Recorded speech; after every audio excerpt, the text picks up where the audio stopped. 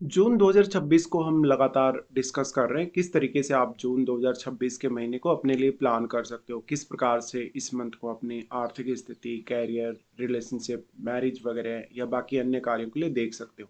तो अगर आपका कुंभ लगन का चार्ट बनता है तो कुछ इस प्रकार से आपका चार्ट में गोचर अप्लाई होगा जून का। और यही चार्ट आपको अपना देखना है जब भी आप गोचर अप्लाई करते हैं। तो यहाँ पे जो गोचरीय स्थितियाँ आपको नजर आ रही है उनमें कुछ हालांकि बदलाव जरूर हो सकते हैं मंथ के मध्य में, लेकिन ज़्यादातर जो स्थितियाँ रहेंगी कुछ ऐसे ही नज़र आएंगी आपको। यहाँ हम सबसे पहले गोचरीय स्थितियों पर विस्तार से चर्चा करेंगे, कौन सा ग्रह कब कहाँ गोचर कर रहा है, कौन सा ग्रह कब कहाँ वक्री हो रहा है। साथ में इन गोचरीय स्थितियों का लास्ट में जो ओवरऑल रिजल्ट है आपके लिए वो समझेंगे। तो सबसे पहले देख लेते हैं गोचरीय स्थितियों को। गोचरीय स्थितियों की बात करें तो सबसे पहले यहाँ चर्चा करेंगे सूर्य की। सूर्य 15 जून तक वृषभ राशि में गोचर करने वाले हैं और इसके बाद इनका प्रवेश हो जाएगा मिथुन राशि में। बुध 22 जून तक मिथुन राशि में रहेंगे, इसके बाद ये कर्क राशि में प्रवेश करेंगे और 29 जून से इसी मंथ में ये वक्री होने जा रहे हैं।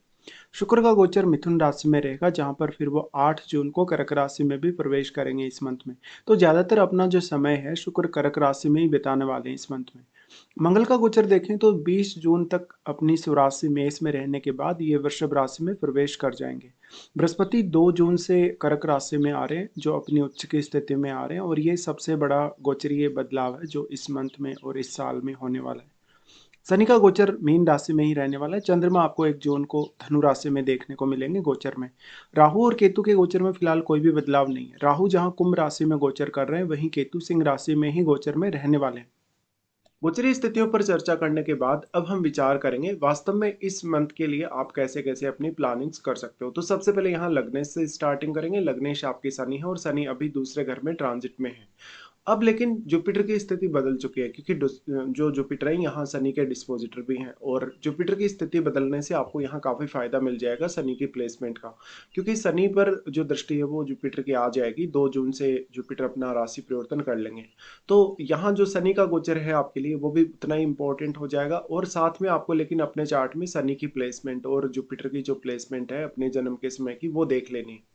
शनि लग्नेश और 12वें घर के लॉर्ड होकर यहाँ आ रहे हैं। तो जो भी लोग ऑलरेडी विदेश में सेटल्ड हैं, जो भी लोगों का विदेश में पैसा अटका है, कहीं कोई लोन वगैरह ले रखा है, या कोई भी प्रकार की आर्थिक परिस्थिति स्थिति ऐसे आपके सामने आ रही है जहाँ पर बहुत आप कंफर्टेबल नहीं है, आप थोड़ा ज़्यादा अर्न करना चाहते हैं लेकिन आपकी अर्निंग उतनी नहीं है, आप अपनी अर्निंग को बढ़ाना चाहते हैं, अपने इन्वेस्टमेंट रिलेटेड फैसले लेना चाहते हैं, या प्रॉपर्टी वगैरह खरीदना चाहते हैं, या ऐसा कोई इन्वेस्टमेंट भी करना चाहते हैं, तो अब आपके लिए स्थितियां काफ़ी बेटर होंगी बृहस्पति के गोचर की वजह से। क्योंकि शनि यहाँ ऑलरेडी मौजूद है काफ़ी समय से, और शनि का गोचर जो अभी तक आपको काफ़ी डिले भी कर रहा था, आपको कुछ रेस्ट्रिक्शन में डाल रहा था या आपकी लाइफ में कुछ रुकावटें डाल रहा था, अब लेकिन यहाँ पर स्थिति काफ़ी बेटर नजर आने वाली। तो जो जो भी आपके निर्णय जो आपने नहीं लिए अभी तक, जहाँ पर आपने कुछ प्लानिंग की लेकिन प्लानिंग करके भी आपने आगे कोई काम नहीं बढ़ाए, तो आप वो प्लानिंग पे दोबारा से वर्क कर सकते हो। शनि यहाँ पे लग्नेश होकर आ रहे हैं, तो पारिवारिक जिम्मेदारियों को संभालने, परिवार की आर्थिक स्थिति को मजबूत करने, साथ में अपने रहन सहन या खान पान को बदलने के लिए स्थिति काफ़ी अच्छी है। शनि यहाँ सबसे पहले अपनी दृष्टि भी फोर्थ हाउस पे डाल रहे हैं, तो फोर्थ हाउस पे डालने की वजह से जो घरेलू सुख सुविधाएं हैं उन पे आपका ध्यान होना चाहिए। प्रॉपर्टी का खरीदना या बेचना अगर आपको है, या कोई भी प्रकार से अपने घरेलू मामलों में बड़ा फैसला आपको लेना हो, तो वो आप इस समय कर सकते हैं। सनी यहाँ जो ऑलरेडी आपके चार्ट में अगर कोई भी प्लैनेट बैठा है आपके जन्म के समय का, उसको काफी प्रभावित करेंगे इस गोचर में, और वो उस प्लैनेट विशेष को लेकर भी आपको बहुत ज्यादा रेस्पॉन्सिबल बनाने वाले, बहुत ज्यादा आपको डेडिकेशन देने वाले। तो पारिवारिक मामलों पर ध्यान थोड़ा ज्यादा रहेगा साथ में, क्योंकि अब आपके लगन में राहु ट्रांजिट कर रहे हैं, तो राहु भी शनिवती चलते हैं, इसलिए शनि का इस प्रकार का ट्रांजिट होने से आपको विदेश से सबसे ज्यादा लाभ की उम्मीद करनी चाहिए। और जो भी लोगों का कार्य है अगर विदेश से जुड़ा हुआ कोई बिजनेस भी अगर है, या ऑलरेडी आप सेटल्ड हैं विदेश में, तो फायदा होने के चांसेस पूरे पूरे हैं। यहाँ लेकिन जो शनि आ गए दूसरे घर में, तो शनि कुछ फैमिली के लिए खर्चे भी करवा सकते हैं, क्योंकि वो 12वें घर के लॉर्ड भी हैं यहाँ पे। फिर शनि का दृष्टि आ जाते हैं आपके अष्टम पे। देखिए अष्टम पे शनि का अब दृष्टि आपके लिए अच्छा वर्क करेगा, क्योंकि जुपिटर का जो दृष्टि है वो शनि पर आ चुका है। इसलिए अब आपको मान लो अष्टम भाव से रिलेटेड कोई रिसर्च वगैरह करना है, आपको अपनी हायर स्टडीज के लिए कुछ प्लानिंग करनी है, जिसके लिए आपको अपना अष्टम भाव यूज करना है। आप ऑलरेडी मैरिड हैं लेकिन इन लॉज के साथ रिश्ता इतना अच्छा नहीं है, या तो फिर पार्टनर आपको बहुत ज़्यादा डोमिनेट कर रहा है, या पार्टनर के साथ उतनी अच्छी अंडरस्टैंडिंग नहीं है, तो इस मामले में अभी आप ध्यान दे सकते हैं। साथ ही अब शनि ज़्यादा अच्छे तरीके से आपको अपना प्रभाव दिखाएंगे, जिससे आप अष्टम भाव के बारे में जान पाएँ, अष्टम भाव से जुड़े हुए रहस्यों को समझ पाएँ और अपने अनुसार फिर यहाँ आप निर्णय ले पाएँ। शनि का यहाँ दृष्टि किसी भी अन्य जो प्लैनेट यहाँ आपका बैठा है जन्म के समय का, उसको भी प्रभावित करेंगे दृष्टि से, तो वो प्लैनेट के रिजल्ट भी कहीं ना कहीं प्रभावित होने वाले हैं। इसके साथ साथ फिर शनि का जो दृष्टि है यहाँ से वो आ जाता है आपके 11वें घर पे। अब जो 11वां घर है, क्योंकि वो आपके चार्ट में बृहस्पति का ही है और बृहस्पति का ऑलरेडी दृष्टि शनि पर है, तो शनि अब आपको यहाँ उतना डिले नहीं करेंगे, क्योंकि जो आपका 11th हाउस का लॉर्ड है बृहस्पति, वो उच्च की स्थिति में आ चुका है। इसलिए आपको कुछ हद तक यहाँ आसानी होगी कार्य करने, निर्णय लेने और अपनी अपेक्षाओं को पूरा करने में।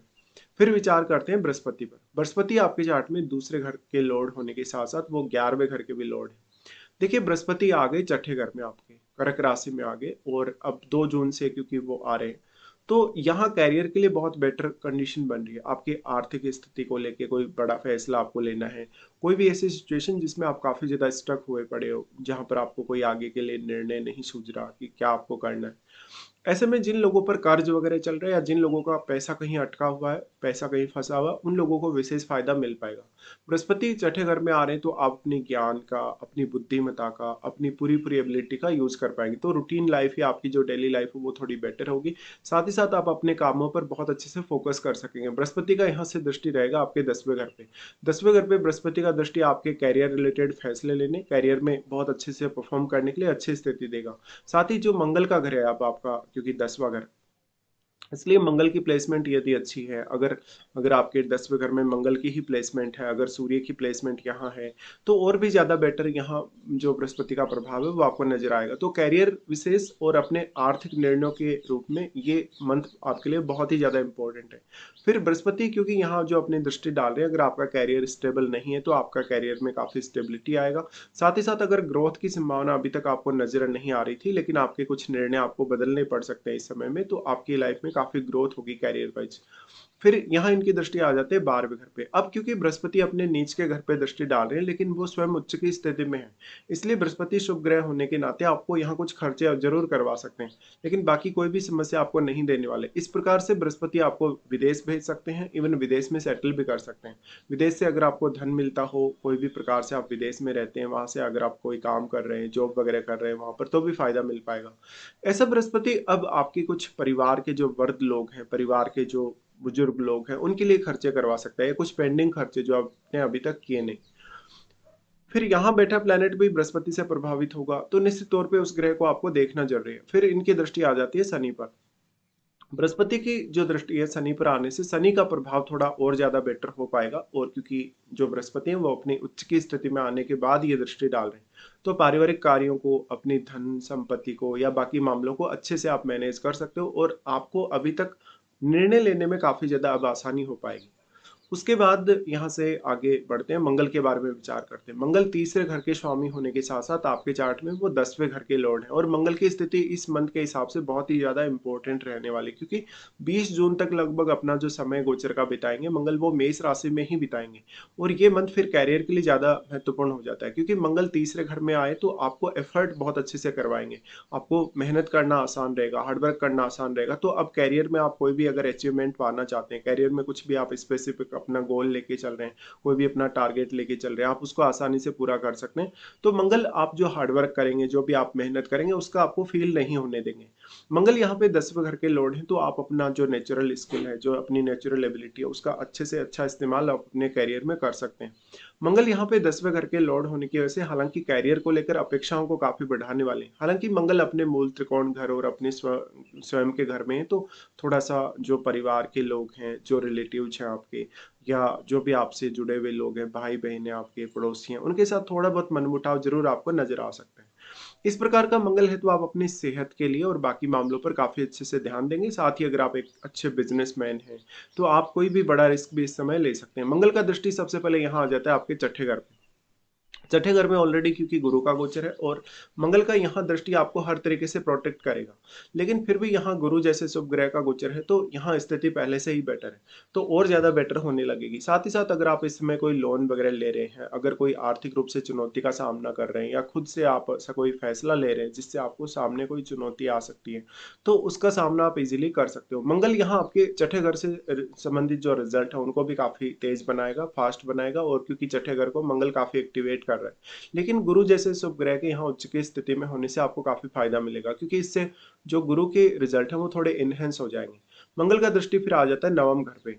नवम घर में बैठे प्लैनेट को मंगल बहुत ज्यादा एक्टिवेट कर देंगे, तो उस ग्रह का रोल आपकी लाइफ में बढ़ जाएगा। साथ ही साथ आपको लंबी दूरी की यात्रा करना, विदेश यात्रा करना, अपने हायर स्टडीज वगैरह पे ध्यान देना आसान होगा। फिर मंगल का ये दृष्टि आ जाता है आपके 10वें घर पे, जो कैरियर के लिए बहुत इंपॉर्टेंट है, और यही दृष्टि वो दृष्टि है जो कैरियर में आपको काफी तेजी से आगे बढ़ाने वाली। इसलिए कैरियर को लेकर अपेक्षाएं काफी ज्यादा तेजी से आपकी बढ़ने लगेंगी और उसी के अनुरूप आप अपनी मेहनत भी करने लगेंगे। फिर यहाँ से मंगल अपना राशि परिवर्तन कर लेंगे, फोर्थ हाउस में आ जाएंगे। फोर्थ हाउस का जो मंगल है वो मैरिड लाइफ या रिलेशनशिप या पारिवारिक माहौल के हिसाब से उतना अच्छा तो नहीं कहा जा सकता, बट फिर भी धन संपत्ति, प्रॉपर्टी वगैरह परचेज करने, घर वगैरह के लिए कोई कार्य करने के लिए अच्छा है। मंगल की दृष्टि यहाँ से फिर आ जाती है आपके सबसे पहले सप्तम घर पे। सप्तम घर पे ये दृष्टि कहीं ना कहीं पब्लिक डीलिंग में जरूर फायदा करवा सकती है, आपके कार्यों को बहुत तेजी से आगे आप बढ़ा सकते हैं।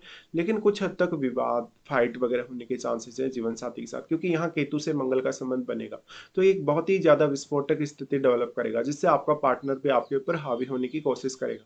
मंगल का दृष्टि फिर अपने स्वयं के घर पे आएगा, जो बहुत ही इंपॉर्टेंट है आपके कैरियर के लिए।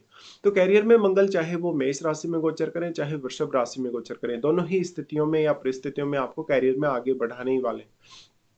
फिर मंगल दृष्टि डालेंगे आपके 11वें घर पे।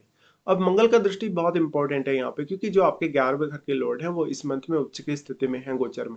इसलिए धन संपत्ति के लिए आपके लिए मंगल की दृष्टि बहुत अच्छे से वर्क करेगी। साथ ही साथ जो भी आपकी इच्छाएं हैं, जो भी आपकी अपेक्षाएं हैं, चाहे वो किसी भी प्रकार की आपकी अपेक्षाएं हैं, लाइफ में कोई भी बड़ा गोल है आपका, वो आप अचीव कर पाएंगे। उसके बाद विचार करते हैं शुक्र पे। शुक्र फोर्थ हाउस के लॉर्ड होने के साथ साथ नाइन्थ हाउस के भी लॉर्ड है। शुक्र की स्थिति गोचर में देखी जाए तो मिथुन राशि में अभी रहेंगे 8 जून तक, और मिथुन में शुक्र जो आ रहे हैं तो प्रेम संबंधों के लिए, संतान पक्ष के लिए काफी बेटर स्थिति। लेकिन शुक्र क्योंकि बुध के साथ उसी के घर में रहने वाले हैं, तो ये बहुत ही ज्यादा आपको क्रिएटिव टैलेंट देगा।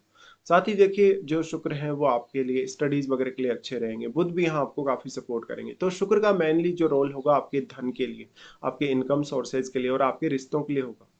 तो यहाँ से फिर शुक्र की जो दृष्टि पड़ेगी वो भी आपकी अपेक्षाओं में और ज्यादा वृद्धि करेगी। उसके बाद शुक्र यहाँ से अपना राशि परिवर्तन कर लेंगे और 8 जून से वो चले जाएंगे कर्क राशि में। कर्क राशि में वो जाएंगे तो आपके छठे घर में आ जाएंगे, जिससे आपके थोड़े खर्चे बढ़ने की संभावना है। लेकिन शुक्र यहाँ गुरु के साथ कंजक्शन में आ जाएंगे।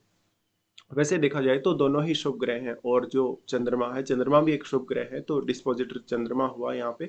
तो आप देखिए अपने जन्म के समय का कोई भी प्लेनेट आपका क्या छठे घर में है क्या, और शुक्र यहाँ पे आ गए तो शुक्र यहाँ से आपके खर्चों को बढ़ाने वाले हैं। आपके विशेषकर आपकी कोई इच्छा अनुसार आप खर्चा करने वाले हैं, कोई भी आप सामान खरीदने वाले हैं अपने लिए, या अपने बॉसेस के साथ मिलके, कलीग वगैरह के साथ मिलके कोई पार्टी वगैरह आप करने वाले हैं। यहाँ अब गुरु का और शुक्र का कंजक्शन बनेगा। गुरु शुक्र का कंजक्शन आपकी लाइफ को बहुत अच्छे से बैलेंस में लाएगा, जहाँ पर बहुत ज्यादा धन, लग्जरी या ऐशो आराम की तरफ भी आप नहीं भागेंगे, और बहुत ज्यादा आध्यात्मिक होने को भी आप नहीं देखेंगे यहाँ पे।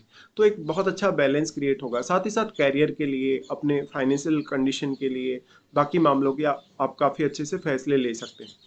फिर यहाँ से देखा जाए तो क्योंकि शुक्र का जो दृष्टि है वो 12वें घर पे पड़ेगा, 12वें घर के लॉर्ड वही है जो आपके लग्नेश भी हैं, इसलिए फॉरेन से कुछ आपको फायदा हो सकता है। फॉरेन टूर हो सकता है आपका, आप अपनी फैमिली या अपने परिवार के लोगों के साथ कहीं घूमने फिरने के लिए जा सकते हैं। उसके बाद विचार करेंगे बुध पे। बुध पंचम में गोचर करेंगे आपके, और बुध इस मंथ में वक्री भी होंगे, लेकिन वक्री तो लगभग एंड में होंगे और 22 जून तक मिथुन में ही रहने वाले हैं। बुध आपको काफी ज्यादा ही हेल्प करेगा आपकी प्लानिंग करने, आपके निर्णयों के लिए, साथ साथ में आपकी आर्थिक स्थिति के लिए स्पेशली। बुध अब एक ड्यूअल प्लैनेट है, ड्यूअल साइन में भी अपने ही घर में बुध है, तो बुध काफी स्ट्रांग माना जाएगा, और लगभग 22 जून तक इनकी ये स्थिति बन रही है। 22 जून तक आपके इनकम सोर्सेज में कुछ वृद्धि, धन की वृद्धि, धन को लेके अच्छी प्लानिंग्स ये सामने आ सकती हैं।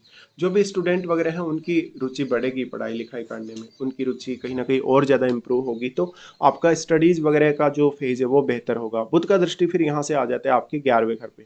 11वें घर पे बुध का दृष्टि आपको आपके लाभ को मैनेज करने, अपनी इनकम को मैनेज करने में काफ़ी हेल्प करेगा। बुध आपके चार्ट में क्योंकि अष्टमेश भी हैं, तो अष्टम भाव से भी आपको कुछ गेन होने की संभावना है। और अभी तक जो शनि की दृष्टि की वजह से आपको डिले हो रहा था अष्टम भाव से रिलेटेड कार्यों के लिए, वो भी कहीं ना कहीं अब बृहस्पति की जो दृष्टि शनि पर पड़ रही है उस वजह से नहीं होगा। तो बुध की एक बहुत बेटर स्थिति आपके सामने आ रही है। फिर उसके बाद 22 जून के बाद में बुध अपना राशि परिवर्तन कर लेंगे और कर्क राशि में चले जाएंगे। कर्क राशि में बुध के जाने के बाद आपको अपने कैरियर के लिए, स्पेशली मेहनत करने के लिए या हार्डवर्क करने के लिए एक अच्छी सहायता मिल जाएगी। बुध छठे घर में आ रहे हैं तो फिर आपके लिए रूटीन मैनेज करना, अपने कार्यों को मैनेज करना, अपने ऑफिस वगैरह के माहौल को मैनेज करना आसान हो जाएगा। बुध का दृष्टि फिर आपके 12वें घर पे पड़ेगा यहाँ से, तो वो खर्चों को मैनेज करने में भी अच्छी स्थिति दिखाते हैं। उसके बाद विचार करते हैं चंद्रमा पे। चंद्रमा आपके छठे घर के लॉर्ड हैं और चंद्रमा की स्थिति देखी जाए स्टार्टिंग में इस मंथ में तो वो धनु राशि में गोचर में रहेंगे। लगभग 2-3 दिन तक के लिए चंद्रमा यहाँ गोचर में रहेंगे, जिससे शुरुआती दिनों में आपको कुछ धन की प्राप्ति होना या कहीं से कोई लाभ की प्राप्ति होना संभावित है। लेकिन अगर आप कोई रिस्क ले रखें, आप लॉटरी, सट्टा, शेयर बाजार वगैरह में अगर आप इन्वॉल्व हैं, तो वहाँ हो सकता है आपको उतना फायदा ना हो शुरुआती दिनों में, क्योंकि चंद्रमा काफी उतार चढ़ाव दे सकते हैं। चंद्रमा उसके बाद जा रहे हैं 12वें घर में। 12वें घर में चंद्रमा की स्थिति थोड़ी चैलेंजिंग होगी। इस समय आपको कोई बड़ा निर्णय लेने से बचना होगा। 4 और 5 को ऐसी स्थिति बन सकती है।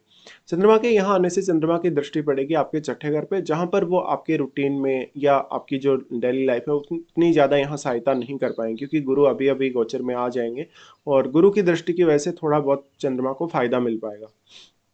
फिर चंद्रमा आ रहे हैं लगन में। देखिए लगन में ऑलरेडी क्योंकि राहु का ट्रांजिट है, तो चंद्रमा लगन में आएंगे तो वो आपसे कुछ यात्रा करवा सकते हैं। इवन वो यात्रा लंबी भी हो सकती है, छोटी भी हो सकती है, और अपने आप से, स्वयं से आपकी अपेक्षाएं काफी ज्यादा बढ़ जाएंगी। तो आपको थोड़ा डिप्रेशन, एंग्जाइटी वगैरह या थोड़ी भ्रमित स्थिति का सामना करना पड़ सकता है। उसके बाद देखते हैं यहाँ सूर्य को। सूर्य आपके सप्तमेश हैं और सूर्य के गोचर को अगर देखा जाएगा तो 15 जून तक वृषभ में रहेंगे सूर्य।